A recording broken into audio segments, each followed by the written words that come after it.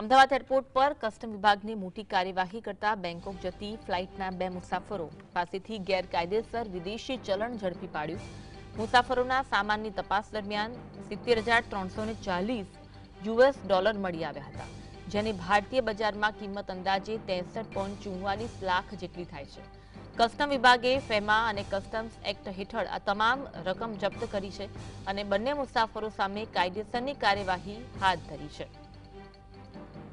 હાલ તો બંને મુસાફરો વિરુદ્ધ કાયદેસરની કાર્યવાહી કરવામાં આવી છે. અમદાવાદ એરપોર્ટ પર કસ્ટમ વિભાગ દ્વારા એક મોટી કાર્યવાહી કરવામાં આવી, જેમાં બેંકોક જતી ફ્લાઇટના 2 મુસાફરો પાસેથી ગેરકાયદેસર વિદેશી ચલણ ઝડપી પાડવામાં આવ્યું છે. મુસાફરોના સામાનની તપાસ કરી અને તે દરમિયાન $70,340 મળી આવ્યા હતા, જેની ભારતીય બજારમાં કિંમત અંદાજે 63.44 લાખ જેટલી થાય છે.